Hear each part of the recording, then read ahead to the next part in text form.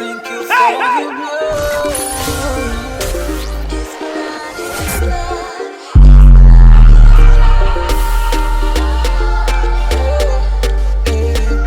Hi guys, welcome to Crossroads Fellowship Youth Online, where we love God, love people on the journey to become real disciples of Christ. If you're new here, karibu sana. Come on!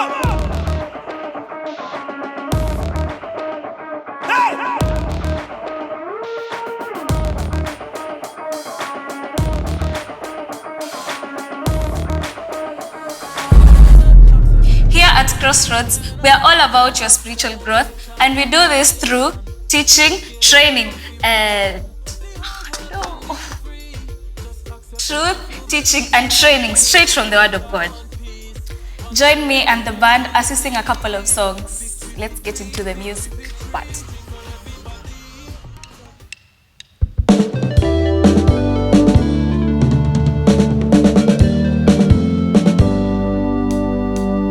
Who am I that you are mindful of me, that you hear me when I call?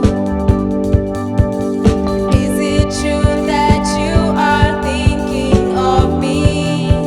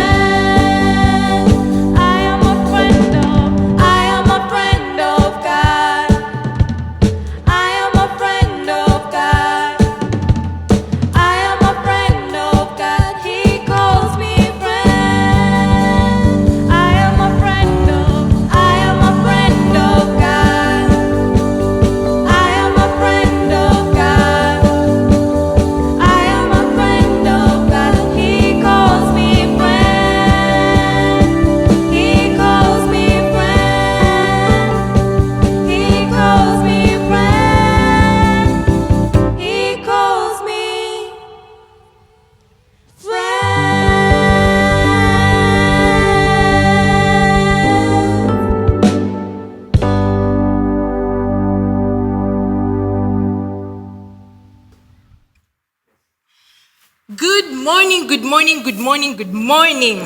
I hope you're doing well. So give me a minute, let me set myself up. If you are joining us for this meeting, please find your seat. If you're the last one, shut the door behind you so that we can get started. All right? Awesome. Good morning, and thank you so much for joining me today. My name is Bosibori, and you are joining us for this awesome meeting here at Crossroads Fellowship Youth Online. So a few house rules, yeah? If you're going to be in this meeting, you cannot be on your phone. You cannot be texting and calling and walking out and going to the kitchen and everything. No, please, be like me. Get settled. If you need your cup of coffee or tea, do what you need to do. And get settled for the meeting, all right? I'd love to start by telling a story. So a couple of weeks ago, I came across a woman with a medical condition. This woman had this condition for so many years, guys. I'm talking about so many years. And it was utterly exhausting. She was feeling like, I'm done, you know? Ever thought of anyone who's been in hospital or has a medical condition that causes them to be in and out of hospital? That's exhausting because doctors will tell you, okay, you need to draw blood, you need to do this test and whatnot. And other than all that, it's financially exhausting. So she went about sharing this story with me, and she just told me that she's tired and she's had it. And she figured to herself, there must be a way out. There must be an end to all this madness, like she would describe it. There must be an end to all this madness. And true to her story, there was an end to her madness, her suffering, her pain, her hardship. And that answer was in Jesus Christ. So I'd love for you to meet this woman. But let's pray first. Dear God, thank you for this wonderful morning that you have given us as we have assembled here to go through your word. I pray that, Lord God, you will speak to me, you will speak through me, all to the glory and honor of your name. I pray that your word shall find receptive hearts, that God, we will live in obedience to what you're calling us to do. In Jesus' name, amen. Awesome. So if you have your Bibles, I'm very old school, by the way, very old school.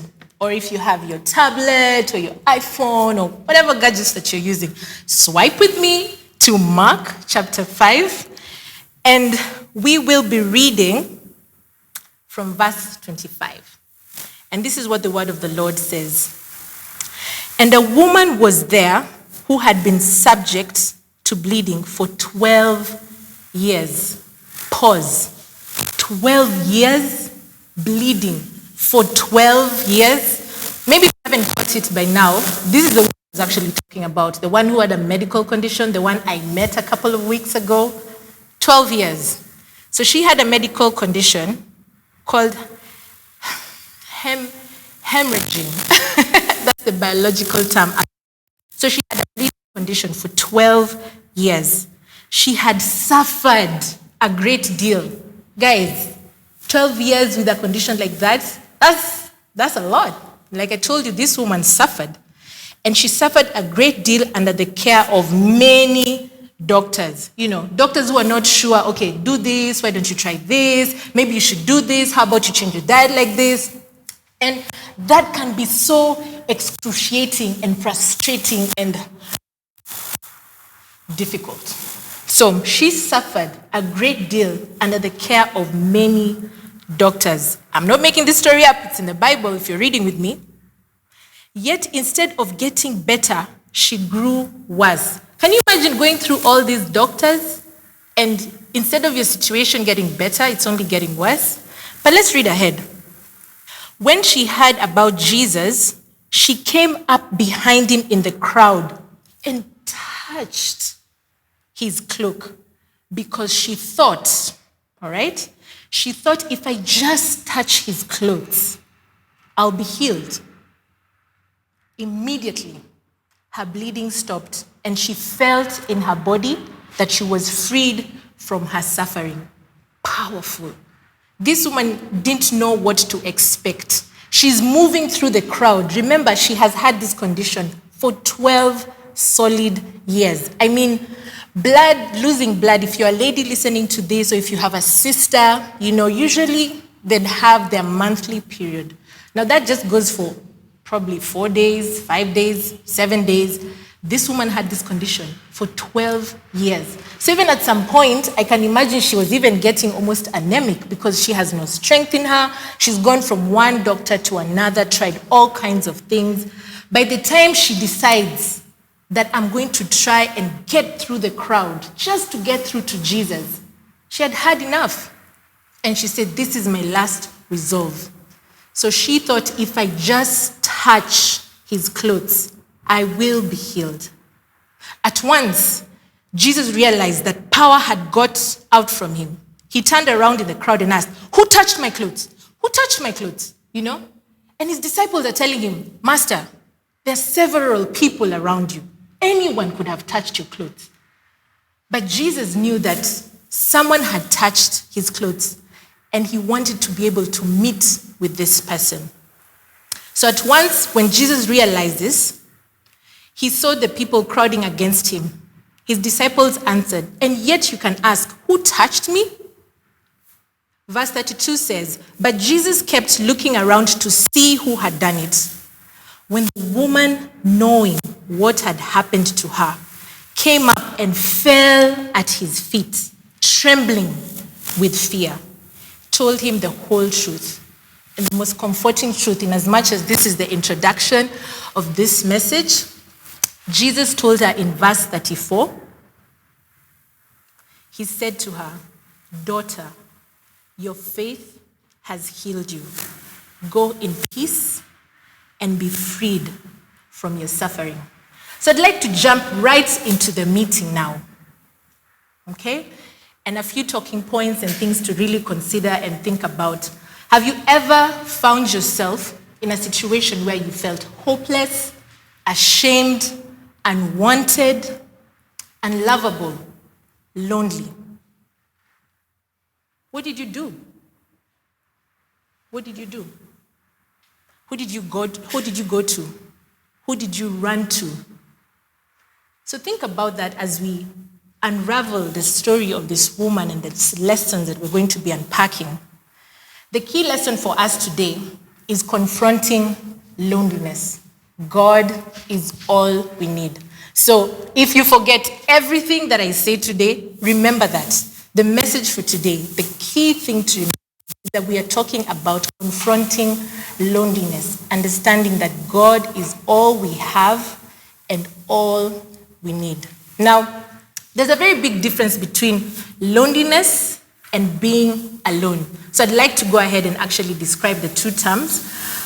Loneliness is a separation anxiety, okay, brought on by the feeling of being disconnected, out of touch, the loss of feelings of belonging. Let me say that again.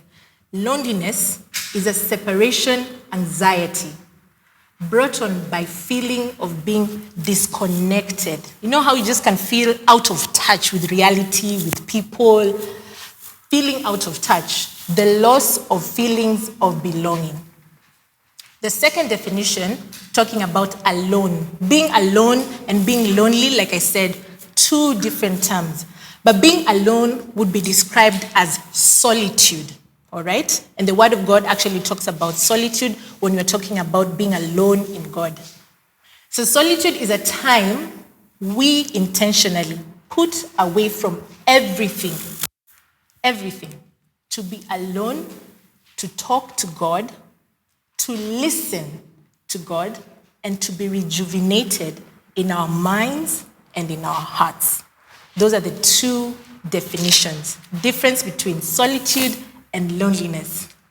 So, like I mentioned, 12 years is such a long time for this woman to have to go through this condition. Guys, she was alone in the beginning stages, I bet when the issue started, she thought to herself, oh, this is probably my monthly period, so that's okay. It will just probably go. Then 7 days, 14 days, 1 month, 2 months, 1 year.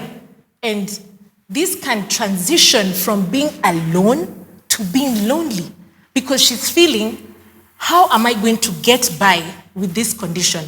Something for us to really take note of is culturally, in the book of Leviticus, any person who experienced an issue of bleeding was ostracized, considered not to be part of the community, and couldn't engage, they couldn't do the normal things that they wanted to do.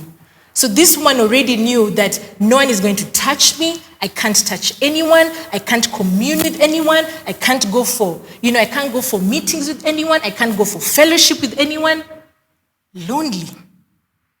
So she was alone in the beginning stages, but as time moved by, this condition grew worse, and she grew lonely and lonely and lonely, simply because of the separation anxiety, knowing that she can't do anything, she can't go out and be a part of anyone, because culturally, she couldn't do that, okay?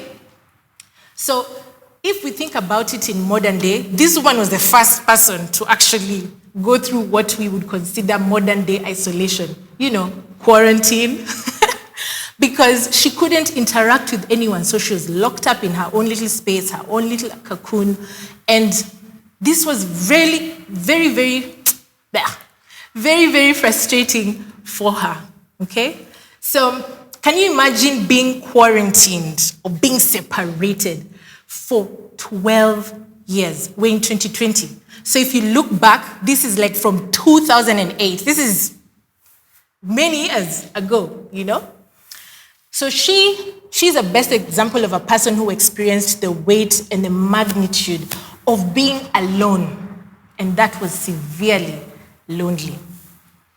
So if I think about it, just as we've mentioned, this woman couldn't interact with anyone, she couldn't do anything, she couldn't go anywhere.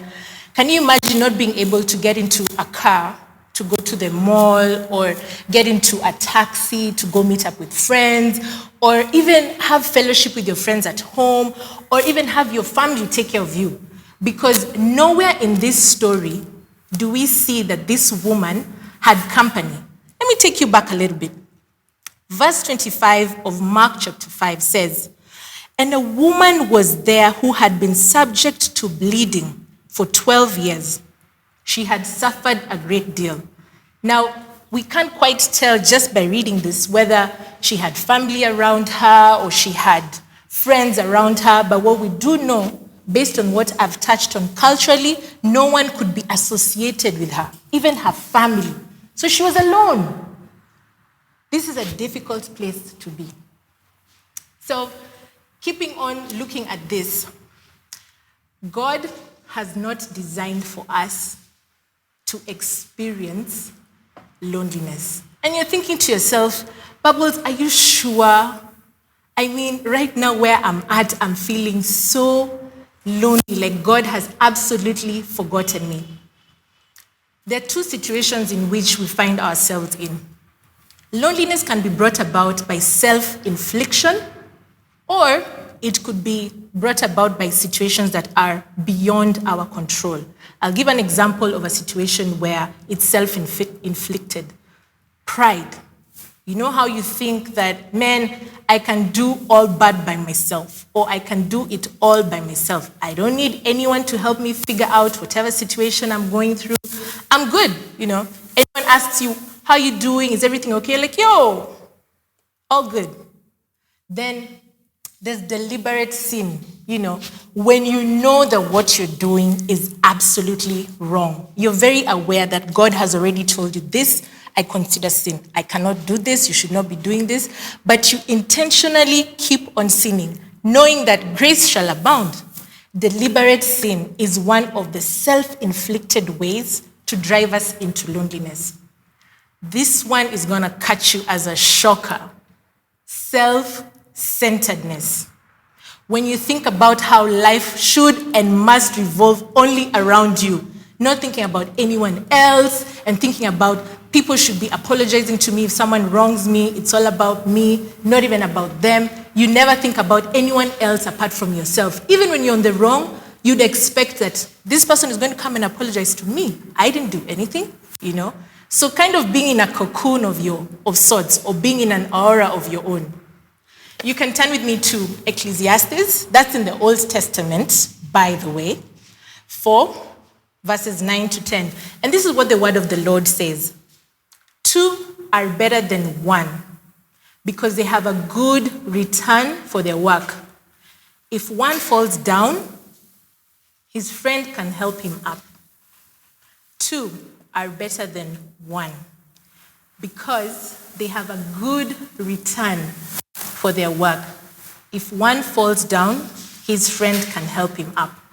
So already I can tell, and there are several verses in the Bible that actually depict that loneliness is not God's design. It's not God's plan for us, yet many of us are living in the shadow of loneliness. They can't tell why, but they just know that something is totally off. They just feel empty, almost as if they don't know who they are or why they're even here.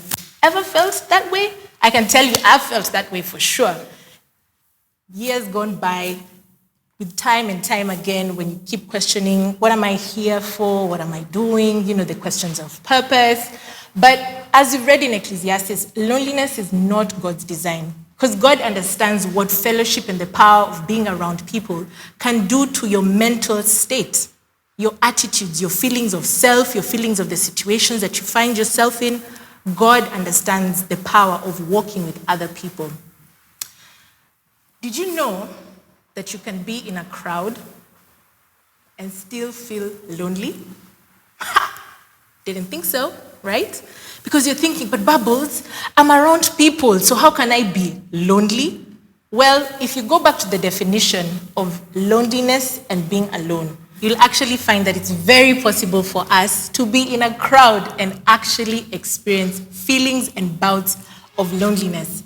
But this story of this woman is very exciting because of some key great lessons that we get to see about what it is to be alone in God as opposed to be lonely. It's a matter of choice. Would you agree with me? Because if you think about it, going back to what the Word of God says, let me take you back a little bit.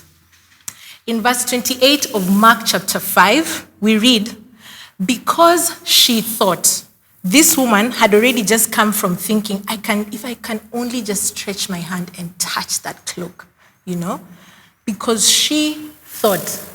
So at that point, she has absolutely nothing to lose. The only thing now she has seen for herself is that Jesus must be the final answer to my situation. So this woman with the issue of blood had got to her breaking point. Like a lot of us can get to that breaking point where we feel like, man, no, I'm absolutely done with this. I'm done with feeling alone and feeling lonely and feeling, unloved and ashamed about things and situations or even circumstances that we find ourselves in. Because as I had earlier mentioned, there's self-inflicted loneliness and there's the kind that just happens to us without our control. Cases like transitions in life, maybe a separation at home, or maybe moving from one place to another. You had been used to a certain kind of company, your friends, you had known your friends, and then your family decides to make a move to a different county or to a different city, and having to adjust can be really trivial. Some people take it positively. Others just have a hard time and they find themselves battling with feelings of being ostracized or being set apart, feelings of loneliness.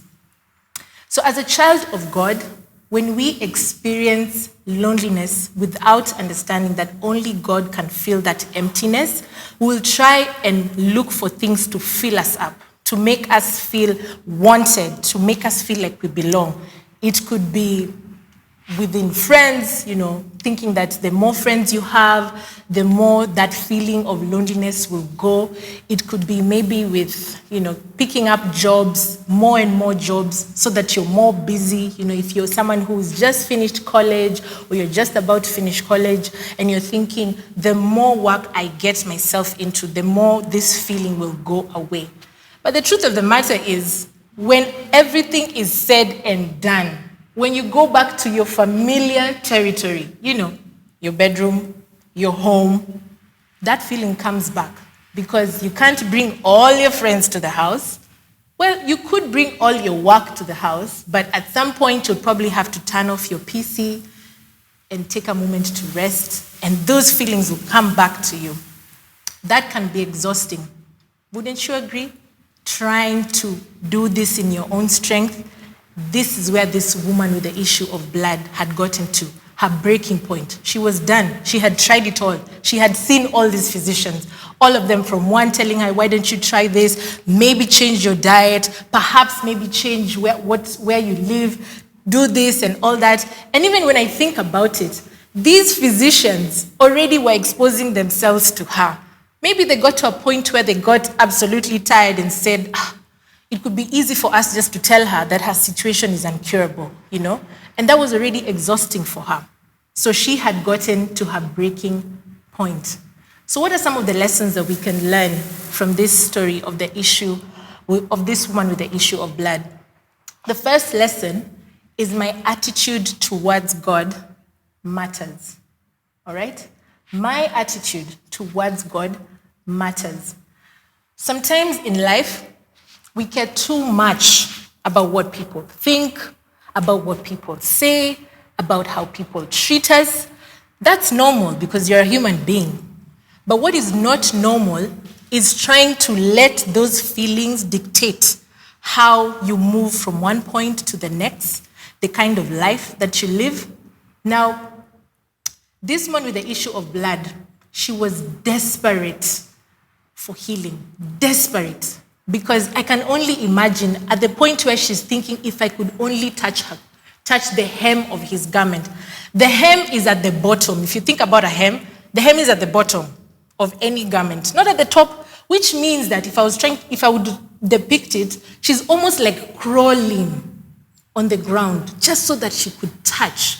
So she doesn't want to be seen because, like I said, culturally, this is a condition that separates you, isolates you from people and society and things that you'd ordinarily be accustomed to.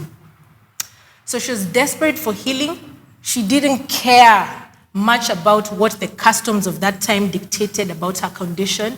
She didn't let her worries stop her. She knew that Jesus, I've heard about this Jesus, and this is my final resolve. If only I can touch the hem of his garment.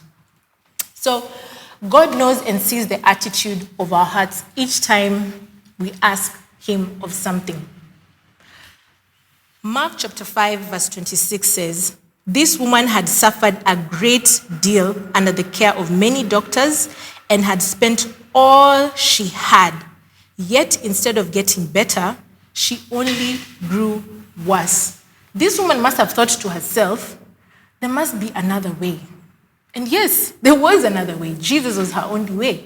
Jesus was the way that she had heard that he had been going around healing. Because if you go back to the story, just from the beginning of chapter 5 of Mark, Jesus had been going around healing different kinds of people.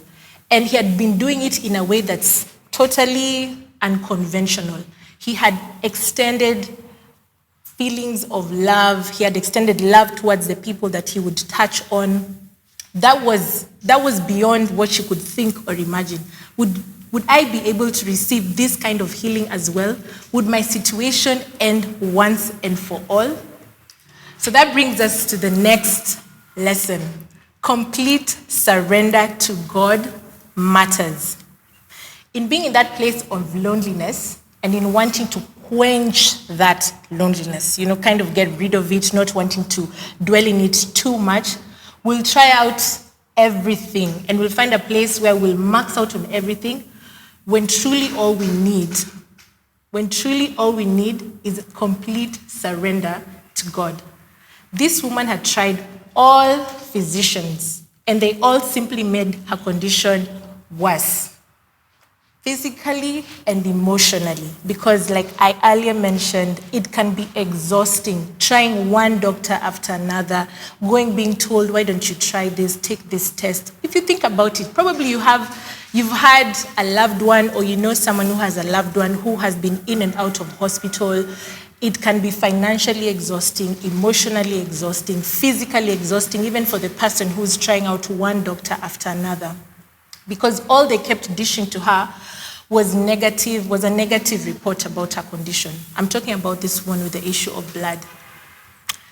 So I'd want you to take a minute right now. Yeah? Just take a minute. I would want you to think of a lion. I'll wait. Thought about it? This lion is right in front of you. Let's say about 100 meters. Okay? So you've thought about that. Now, I want you to take a moment and think about a tiger. Think about that. A tiger. Thought about it? You have just proven to me that you have the ability to change what you think. Because 1 minute, you thought of a lion, and the next minute, you thought of a tiger. It wasn't so deep. It was just something I asked you to do, and it was within your capacity to do that. So if you think about it, this woman thought to herself that if I do what? Only touch the hem of his garment, I will be healed. It wasn't so much the issue about thinking, but the issue of how she extended her hand. At the point at which she's thinking, if only I could touch the hem of his garment, she had already gotten to a place of she doesn't want to keep on trying. She wants to try Christ. She wants to try and receive this healing. So by the time she stretched out her hand to touch the garment of Christ, she gave up the will to keep trying in her own strength to get better. So it wasn't so much just the thought. Yes, she did think about it, but it was in extending her hand, she was telling herself, I'm done. I only want this healing that I've heard Jesus offers. Surrender, complete surrender. The next lesson we learn from the woman of the issue of blood is I belong to God. For without faith, it is impossible to please God. Jesus didn't have to acknowledge this woman, okay, because he is all-knowing. He definitely he could tell who would have touched. But in his turning around and asking, let's read in verse 30 of Mark chapter 5. At once, Jesus realized that power had gone out from him. He turned around in the crowd and asked, who touched my clothes? Who touched my clothes? Almost as if he wants to see this person. Why? To acknowledge that I know why you touched my clothes. But it seems Jesus may have really wanted to look deep into her eyes, because in verse 34 of Mark chapter 5, this is what we read. He said, daughter, your faith has healed you. Go in peace and be freed from your suffering. Please recognize, Jesus didn't say woman. He didn't say lady. He didn't call her by her name or the kind of positioning maybe society would have deemed on her, because this is a woman who had an issue of blood. She may have been labeled. You can imagine if you have a particular issue, someone would be like, oh, there goes so-and-so the liar, or there goes so-and-so the cheater, or there goes so-and-so the thief. Jesus did not identify her by her issue, by her suffering, by her pain. He identified her by what she truly was, a daughter. So I belong to God. That's one key lesson that we get from this story of this woman with the issue of blood. I belong to God. It's not so much about the weight of my suffering, the weight of this situation I find myself in that puts me in a place of loneliness. It really isn't. What does God say about me? So our encounter with Jesus will always result in a healing of our heart and our soul. This woman, in verse 29 of chapter 5, it says, immediately her bleeding stopped and she felt in her body that she was freed from her suffering. Immediately. Wasn't a month later or 2 weeks later or half an hour later or 24 hours later. It was immediately. which means that something always happens immediately we encounter Jesus Christ. Immediately we choose to understand that we belong to God. Powerful, man. Powerful stuff. Yeah? So trust me when I say this. I know what it feels to struggle with feelings of loneliness. I know what it feels like to struggle with feelings of loneliness.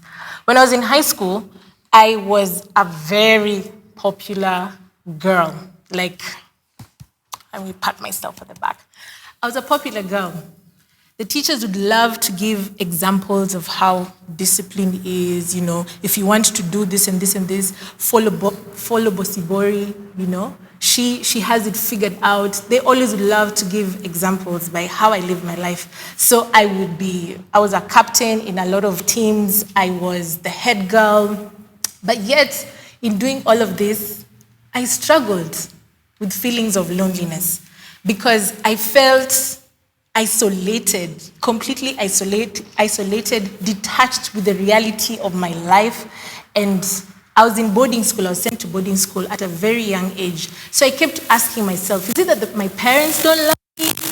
Why would they send me to boarding school very far? I live in Mombasa, but I was in boarding school in Nyeri and Uganda for high school. That was hard, Yet, when I think about it, I put my feelings of loneliness to good use because I decided at that point, at my lowest point, whenever I would be by myself in my cubicle, in the dorm, I'd find it very easy, surprisingly, to actually go to God. I'd pick up my Bible. I love the physical Bible. A lot of people in church make fun of me because I walk around with a physical Bible. Everyone is still on their smartphones and using their smartphones, which is okay. But I would pick up my Bible, turn to Psalms, and I always found a place to start my conversation with God. So when I talk about loneliness, I absolutely know what it feels like to struggle with loneliness, feelings of despair, even having contemplated suicide. There are people who you may be listening to this and you're feeling, there's no way up for me from here, My situation, there's no way God can help me out of this situation. And that's gotten you in a place because you're thinking, how am I going to talk to someone about this situation? Yet, to my friends or to people around me, I seem all figured out. That's hard. So this is what the word of the Lord says in Revelation chapter 3, verse 20. Here I am. I stand at the door and knock. If anyone hears my voice, opens the door, I will come in and eat with him and he with me. That's an assurance of what God is telling us today. That loneliness is not his design. We read in Ecclesiastes, it's not part of God's design for us. But sometimes the situations of life, the circumstances we find ourselves in, or even the choices we make, like pride and choosing to want to handle things on our own, they get us to that place of loneliness. But God wants us to come out of that immediately. He wants us to come out and know that we belong to him. And this is already testimony enough that Jesus has said he stands at the door and he knocks. What door are you talking about, or what door am I talking about? The door of our hearts. He's right there knocking. Should anyone open, he will come in and fellowship. It describes it that he will come in and eat with him and he with me. That's fellowship, if you ask me. So the word of God reminds us that Christ himself bore our sins in his body on that tree, that we might die to sin and live to righteousness. By his wounds, we are healed. I'd really want for us to believe that we are healed, that in touching the hem of his garment, in putting off self and understanding that our encounter with Christ would make a difference for us, that makes all the difference today. So just like the woman with the issue of blood, You and I do not need to keep seeking other things. We really don't. We don't need to try and get as many friends as possible. Let me tell you one thing for sure, because I hear this a lot. A lot of young people I interact with would ask me, so how many followers do you have on Instagram? Are you on TikTok? What about Twitter? How many followers do you have on Twitter? And I realized a lot of people really want to feel like they belong based on the kind of crowd they have or the people they engage with. And I'm here to tell you that just like the woman with the issue of blood, you and I do not need to keep on seeking out people, seeking out things, seeking out activities to fill a void that for sure we know is there and only God can fill. We don't need to keep on trying to appease to people or fill up gaps in our lives with activities and things. We already know, and we've read from this story, that God created you and I for so much more. And we can be thankful that in Christ we are part of a body of believers. So I would want to take a moment with the doors shut in this meeting. This is a very private meeting. I'd want to take this opportunity to allow for you to think for a moment what you'd want. Are you done trying to figure things out on your own? Or maybe you want to leave this meeting and go and try get some things together and then maybe come back? Or are you ready to make that decision? Say, Jesus, if only I can touch the hem of your garment. If only I can have an encounter with you. And like this woman, immediately her situation changed. So I'd like to pray with you. If you're listening to this and you're like, Bubbles, man, I have really had enough. I've tried it all. And I want to take God at his word. I want to receive this healing and move from feelings of loneliness, feelings of being isolated, and feelings of being separated. Maybe because of a situation that was beyond your control, or maybe because of self-inflicted loneliness, where you've chosen, I don't want people around me. So if you're there and you'd want to make this decision, just to have this encounter with Christ, I'd like us to pray together, okay? So repeat this prayer after me. Say, Dear Lord, thank you for the truth of your word. Thank you that you have given me the opportunity to see that loneliness is not your design for me.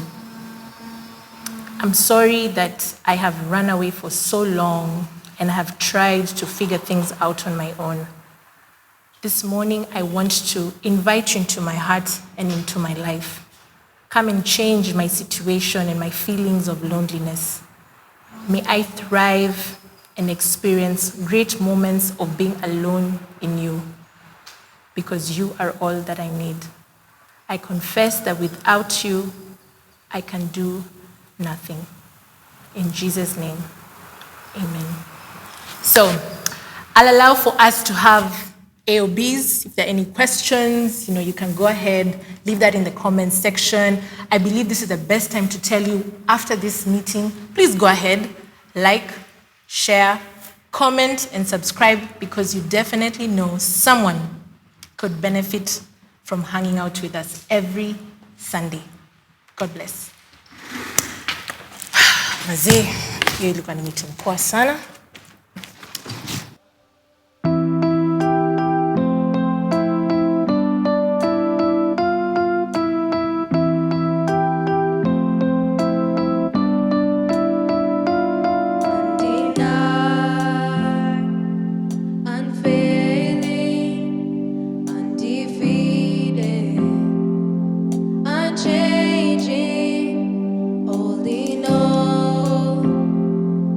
Victoria.